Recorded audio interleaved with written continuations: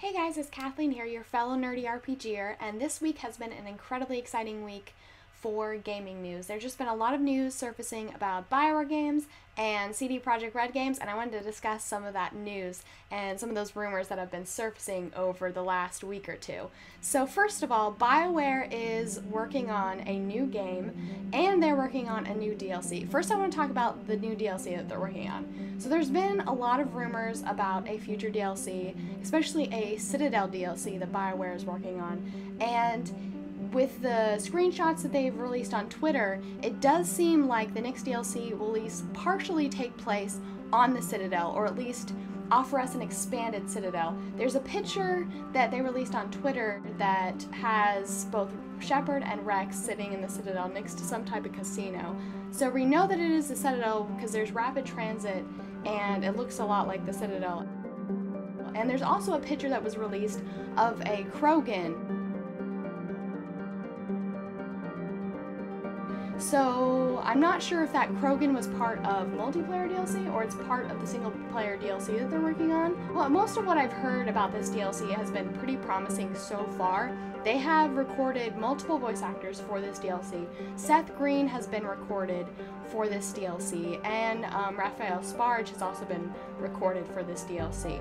So I'm really excited that there's multiple voice actors working on this. Not only that, but most of the lead writers are on board for this DLC. I'm guessing that it's going to be pretty big and pretty lengthy. And what's promising about this is that, you know, a lot of the criticism of the Omega DLC was related to the writing, and my main criticism of the Omega DLC was the writing. The combat was really good compared to most other BioWare and Mass Effect DLCs because, you know, a lot of times, you know, especially in Leviathan, the combat was lackluster. But, you know, in Omega we saw an improvement in the combat, but they took a step back in terms of story, and us BioWare fans really love story. So I'm hoping that they took our advice and are expanding on this, and hopefully this will mean a lot to the story of Mass Effect 3 and offer a lot of replay value. BioWare is also working on a new game. Now, they've given us some conflicting news about this over the last few months. They did say that they were working on a next generation console game that has a completely different story and unrelated to any of the previous games that they were working on. However, they did also say that they were working on a new Mass Effect game. So Chris Priestley said that to call the next game Mass Effect 4 or ME4 is doing it a disservice, and it seems to cause a lot of confusion here. We have already said that the Commander Shepard trilogy is over and that the next game will not feature him or her. This is the only detail you have on the game. I see people saying, well, they'll have to pick a canon ending.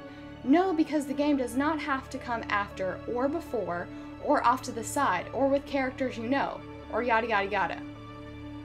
Wait, so it's not Mass Effect, but it's Mass Effect? Tell me another story about the Shepard. It almost seems like with this quote that they're kind of giving it the Mass Effect label but not really making it Mass Effect. It's a bit conflicting. You know, I'm glad that we don't have to worry about picking a canon ending. I'm hoping what this means is that they will hopefully take, you know, my idea, as I discussed in my Q&A, is that I wanted it to be an alternate universe type deal, but still have the essence of Mass Effect. So hopefully that's what they're going to try to accomplish with this new Mass Effect game. It won't be the same universe or the same characters or even the same conflict, because let's be honest, the Reaper conflict is pretty exhausted. But it will involve a new conflict, but still possibly have the Mass Effect essence, which will be satisfying enough for me and for many of the players, but not controversial or not connected to the controversy. However, I know that a lot of criticism will come from this, that they are just milking the franchise. But honestly, I think if they continued a story that was already dead, that would be more guilty of milking the franchise than anything else. So what do you all think about this news? Is that puzzling? I mean, does it bother you that they aren't doing a prequel? Because I know in the comment section of many of my videos, I've heard many people say that they really wanted a prequel. And I was one person that said that you know, I wasn't too excited about a prequel, but I'd rather have a prequel than a canon ending. But now at least we don't have to worry about them picking a canon ending. Also, some really sad news. The voice actor of Zaid Masani, Robin Sachs, has passed away.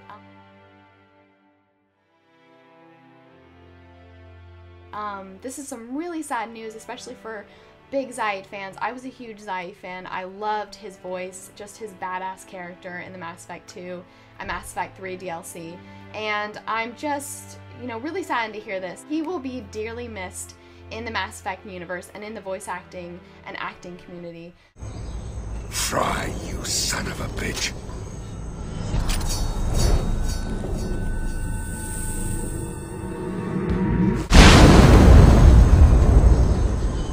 Now let's talk about CD Projekt Red. I am obsessed with this company. They have really sold their products well. I'm just one of the many people that is throwing my money at the screen every time I see anything new from this company when it comes to games. So the other day, a teaser trailer for The Witcher 3, The Wild Hunt, was released, and a bunch of news has been surfacing about this game. I am incredibly excited about this. If you have not played the Witcher series, or have not played The Witcher 2 in particular, you need to play it. It is a fantastic game with fantastic lore and just great graphics. It's just pleasing to look at. I set myself up for that one. So it's been revealed that The Witcher 3 is going to be an open world game, which I am incredibly excited about. I think The Witcher just works as an open world game, and it really strived to be an open world game in The Witcher 2, but wasn't quite.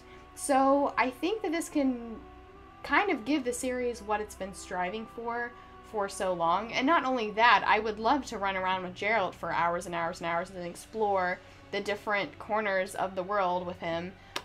There's just so much that this game offers in terms of exploration, and you know, a Witcher is really just a person who runs around and kills creatures for money. And that, you know, with Geralt, it's never been him really committing to one cause or committing to, you know, one political agenda, even though there's so much politics involved. You know, he's more of a neutral character, and I feel like an open world, you know, type format will offer him the kind of like Geralt saga and the adventures of Geralt, rather than it being like one set storyline, which I think really suits Geralt and his character. It's also revealed that it's going to be 20% larger than Skyrim. My precious. CD Projekt Red also revealed a new game that they're working on called Cyberpunk, which I am so excited about. Take my money, take all of it. But if you haven't seen the teaser for that, go and check that out. And I think that's all for the CD Projekt Red news. So before I end this video, I want to thank all of my new subscribers for subscribing. I just reached over 500 subscribers, which is really crazy, and I want to thank you all by letting you decide who I do my next character analysis on. So I've compiled a list of some of my most highly requested characters, and I wanted you all to decide who you want me to do my next video on, or next character analysis video on, in the comment section below, or tweet me. The #1 most requested character that I have is Mordin Solus. I've had tons of people request that I do a character analysis on him. Another character that I have people asked me to do is Handsome Jack from Borderlands 2. I have had tons of people ask, and I'm pretty surprised that, you know, people have asked me to do Handsome Jack because he's such a different character than many of the characters that I do analysis on, but I think it'll offer me an interesting challenge because he's so different. I also wanted to throw a character in there, and I'm not sure if this has been requested, but it's been a character that I've been thinking about doing an analysis on for some time, and that is the Joker from Batman Arkham City and Arkham Asylum. So I want you all to decide who you want me to do my next character analysis on in the comment section, or tweet me your selection. So only do it once, and I will pick whoever gets the most votes. Thank you all for watching.